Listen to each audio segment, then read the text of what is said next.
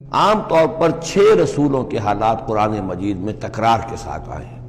اس کی وجہ یہ نہیں ہے کہ رسول صرف یہ 6 ہیں، بلکہ یہ 6 رسول وہ ہیں کہ جن سے اہل عرب واقف تھے۔ یہ تمام اسی جزیرہ نماء عرب کے اندر آئے ہیں۔ جزیرہ نماء عرب کا نقشہ اپنے ذہن میں لے آئیے کہ جو پیننسولا ہے، عربین پیننسولا، نیچے سے چوڑا ہے، یمن سے لے کر حضر موت وغیرہ کی طرف بہت چوڑائی ہے، لیکن پھر یہ شمال کی طرف دونوں طرف سے، مشرق سے بھی شمال مغرب کی طرف جا رہی ہے، یہ خلیج فارس یا خلیج عربی جو بھی آپ اسے کہیں، پرشین گلف، اور ادھر یہ جو جا رہا ہے ریڈ سی، یہ ریڈ سی جو ہے اوپر جا کر پھر 2 کھاڑیوں میں تقسیم ہو جاتا ہے، ایک خلیج سویس ہے اور ایک خلیج عقبہ ہے۔ اگر آپ اس کو یہ جو جا رہی ہے پرشین گلف اور ادھر سے جو گلف آف عقبہ ہے، ان کو اگر سیدھی لائن کھینچ دیں تو یہ اوپر جا کر مل جاتی ہے ایک جگہ پر، یہ کوہستانی علاقہ ہے کردستان، آج اسے ہم کردستان کے نام سے جانتے ہیں۔ یہ جو ٹرائنگل بن گئی، بیس پورا جزیرہ نماء عرب کا، اور ادھر سے مشرقی ساحل اس کا گلف کے ساتھ ہوتے ہوئے، اور پھر وہ لائن جو آپ نے کھینچی ہے جو جا کر اوپر مل گئی کردستان میں، ادھر سے وہ ریڈ سی چلا آ رہا ہے، بحیرہ قلزم، اور اس میں سے 2 کھاڑیوں میں سے جو مشرقی کھاڑی ہے خلیج عقبہ، اس کو لے کر سیدھا اگر آپ نے جوڑ دیا تو ٹرائنگل جو بنی ہے، اس ٹرائنگل پر وہ تمام اقوام تھیں کہ جن کی طرف اللہ تعالیٰ نے ان 6 رسولوں کو بھیجا ہے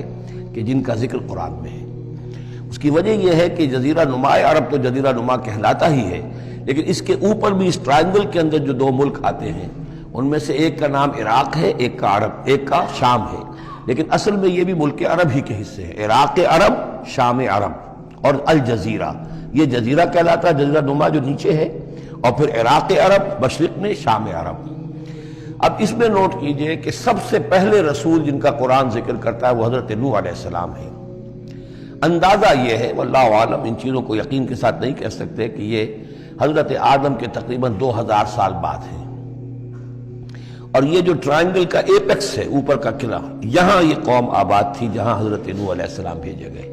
اس وقت تک نسل انسانی صرف یہی تھی، اور پوری دنیا میں کبھی نسل انسانی پھیلی نہیں تھی۔ اس علاقے میں حضرت نوح علیہ السلام کی قوم تھی، یا پوری نسل انسانی تھی، وہاں حضرت نوح علیہ السلام بھیجے گئے، وہیں وہ عذاب آیا۔ اسی پر اوپر چل کر جو ہے وہ پہاڑی بھی ہے، ارارات کی پہاڑی جو ہے، جو کوہ جودی، جس پر کہ جا کر ان کی کشتی ٹکی ہے۔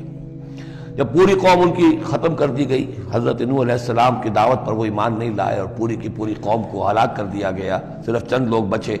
تو اب ان کے 3 بیٹوں سے نسل انسانی چلی۔ ایک بیٹا جو سام ہے وہ جنوب کی طرف اتر گیا، عراق کی طرف، یہ حضرت سام کی نسل کی اب یہ گویا کہ یہ مرکز بن گیا، اور اسی سے سامی قومیں وجود میں آئیں۔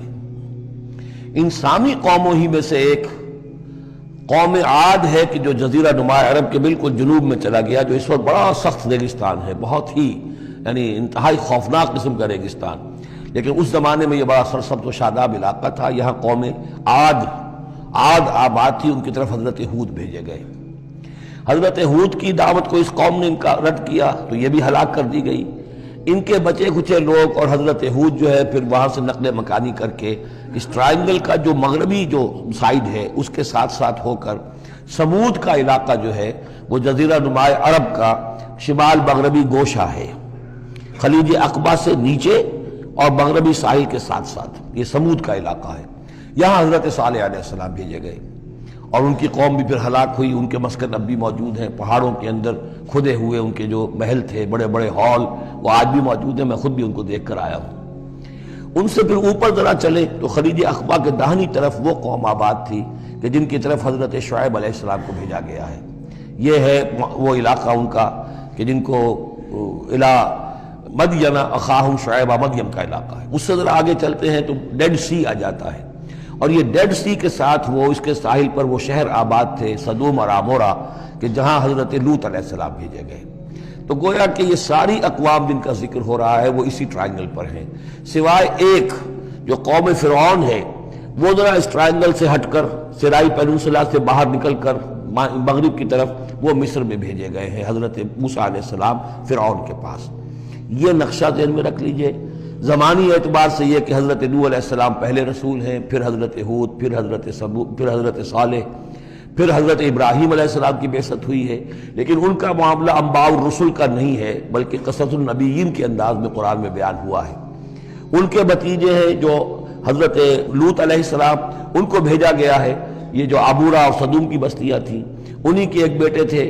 مدین جن کی اولاد میں حضرت شعیب کی بعثت ہوئی ہے، انہی کے بیٹے حضرت اسماعیل تھے جن کو آباد کیا ہے حجاز میں، اور حجاز میں حضور صلی اللہ علیہ وسلم کی بعثت ہوئی ہے۔ انہی کے بیٹے حضرت اسحاق تھے جن کو آباد کیا فلسطین میں، ان کے بیٹے حضرت یعقوب تھے جن سے بنی اسرائیل کی نسل چلی ہے۔